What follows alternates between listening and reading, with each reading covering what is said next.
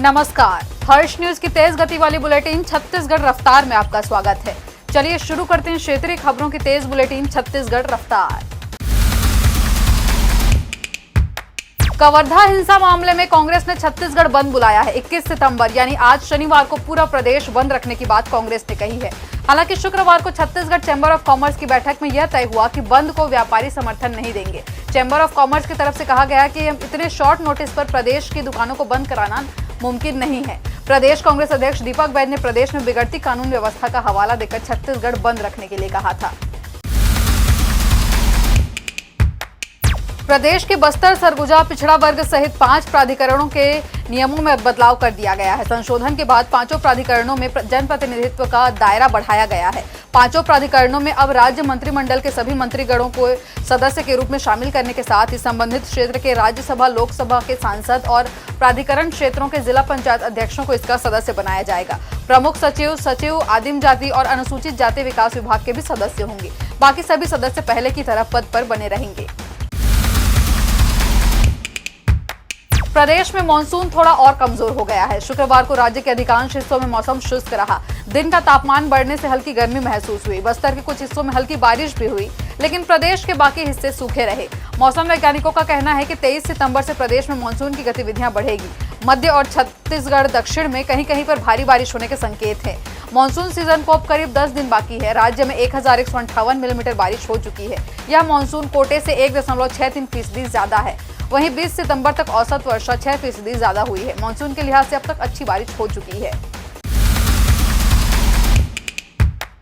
कवर्धा के लोहारीडीह हिंसा मामले को लेकर कांग्रेस ने छत्तीसगढ़ बंद का आह्वान किया है। बंद को सफल बनाने के लिए कांग्रेसी सड़कों पर निकल गए हैं और व्यापारियों से समर्थन मांगकर दुकानें बंद करा रहे हैं।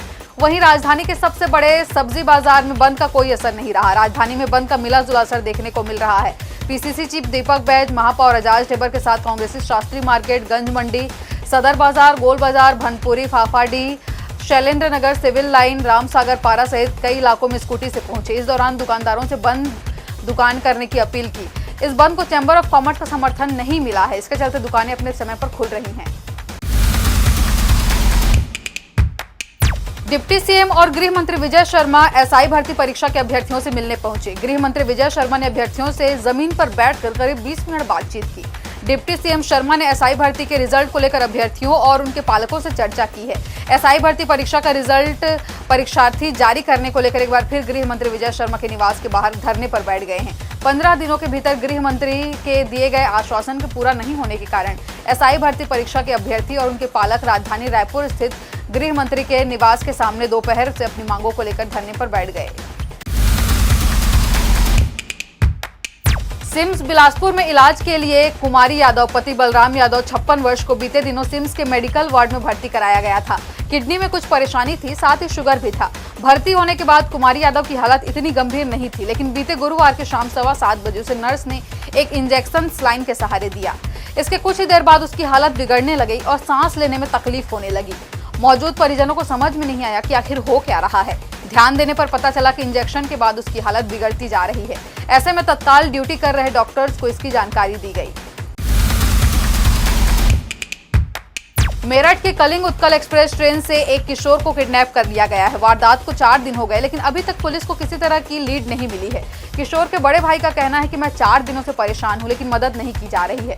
पूरा मामला सकौती स्टेशन का बताया जा रहा है। छत्तीसगढ़ के सक्ती जिले के थाना हसौद के गांव डोगाड़ी निवासी जगदीश के बड़े बेटे जयश्री ने छत्तीसगढ़ के सीएम से न्याय की गुहार लगाई है।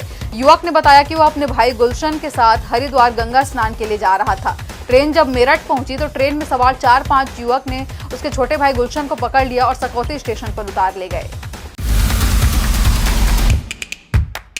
मुख्यमंत्री साय ने कहा है कि छत्तीसगढ़ में खाद्य प्रसंस्करण उद्योग में विकास की बड़ी संभावनाएं हैं। छत्तीसगढ़ फूड प्रोसेसिंग का वैश्विक केंद्र बनेगा। यहां हवाई कार्गो की सुविधा भी बढ़ाई जाएगी ताकि इन उत्पादों को वैश्विक बाजार से जोड़ा जा सके। सीएम ने भारतीय उद्योग परिसंघ द्वारा राजधानी रायपुर में आयोजित युवा उत्सव 3.0 को संबोधित करते हुए ये बातें कही।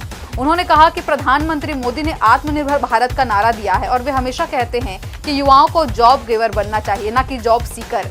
साय ने कहा कि निश्चित रूप से विकसित भारत बनाने के लिए सबसे बड़ी जिम्मेदारी युवाओं पर है और इसे लक्ष्य को पाने के लिए छत्तीसगढ़ की युवा शक्ति की भूमिका महत्वपूर्ण होगी। उन्होंने कहा कि यह खुशी की बात है कि प्रधानमंत्री मोदी के विकसित भारत की संकल्पना को अपने आयोजन के थीम पर बनाया गया है। छत्तीसगढ़ में एक बार फिर आईएएस आईपीएस अफसरों के ट्रांसफर हुए हैं। ये त्वरित कार्रवाई कवर्धा में हुई आगजनी की हिंसक घटना के बाद हुई है।